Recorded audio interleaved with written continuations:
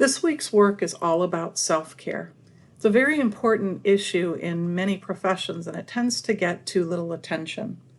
Specifically, I want to talk about compassion fatigue today.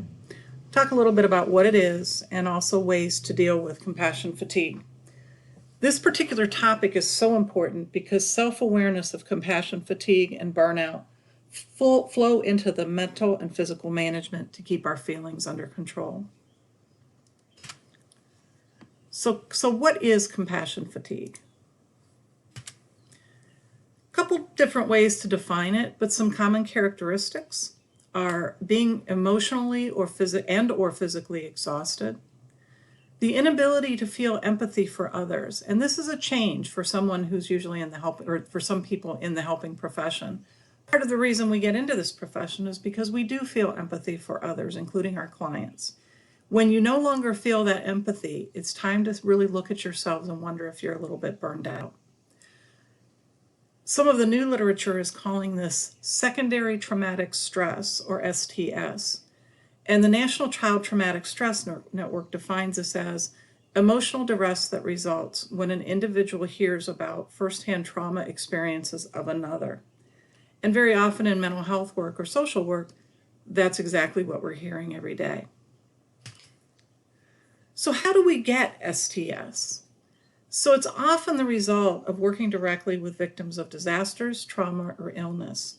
And I think right now that's especially important for us to look at because of what we've been through with COVID-19.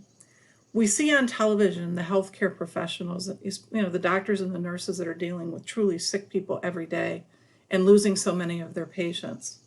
What we don't see in the stories about COVID-19 is the mental health profession and how people are struggling. Mental health professionals are being called on all the time right now to deal with COVID stress. Even as we're coming out of the pandemic, the stress isn't lessening. Other professions that are vulnerable to STS, and very often again, we're talking about the helping professions. So for examples, child protective service workers, members of the clergy, so we're talking about priests, ministers, rabbis, police officers, and other first responders. So think of firefighters, ambulance drivers that are picking sick people up to take them to the hospital knowing that they may not make it. And then also the people who've been caring for family members who are ill. Their stress can really be heavy, but a lot of times it's not recognized. So some of the other symptoms of STS, poor concentration. So if you're going to work and you keep reading the same memo over and over again and you just don't understand it because you can't concentrate on it. When people start missing work unusually, we start to wonder if maybe they're getting a little burned out. Feeling of helplessness. Think of some of the people early on in COVID when we knew so little and they're working with patients and watching them die, how helpless they must have felt because of course they're trained to help people get better. Another common symptom is irritability. And then sometimes our stress takes a toll on our physical body. So things like headaches, other aches and pains, digestive upset.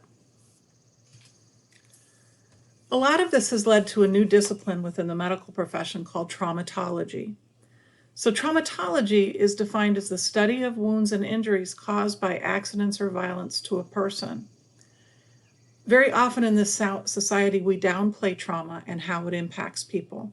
But we also know that if people don't deal with their personal trauma, the trauma will come back at some point. They will have to get some help or they'll see serious disruption in their life.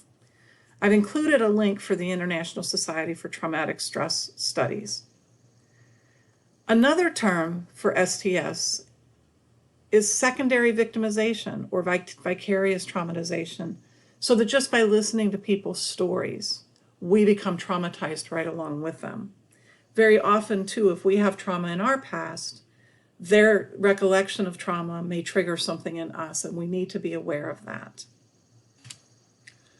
So looking at some of the research, a lot of times you'll see when you talk about compassion fatigue that there'll be references to empathy fatigue, that compassion fatigue is really just a euphemism. And of course, again, there's going to be a lot more research coming out about the long-term impact on people from the COVID-19 pandemic. People that we might not think about at other times. I've already mentioned hospital workers, but think about funeral directors. Funeral directors that have bodies stacked up in refrigerated trucks. We saw that often in New York City in the very beginning of the pandemic. Again, mental health professionals, nursing home professionals, and residents.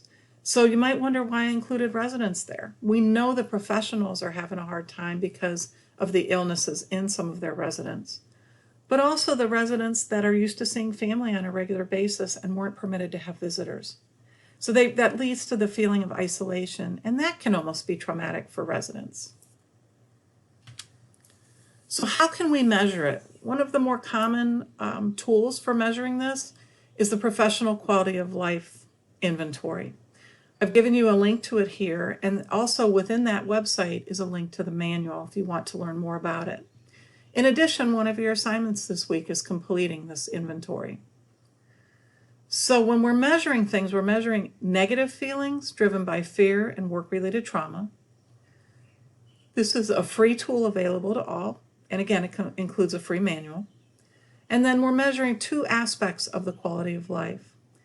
Our compassion satisfaction, and very often that means job satisfaction, but also, again, compassion fatigue. So different ways to treat compassion fatigue. The first step is to be aware of what STS is all about.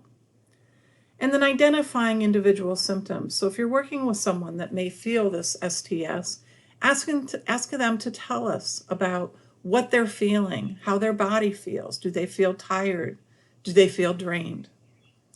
Remember also, the Code of Ethics for Social Workers states that it's a social worker's responsibility to seek consultation if he or she believes that physical, emotional, or mental issues impair their abilities. Other helping professions do have similar ethical requirements. So different approaches to treatment include meditation, mindfulness, different trauma therapies like prolonged exposure or EMDR. And then it's also important to work on a better home life balance.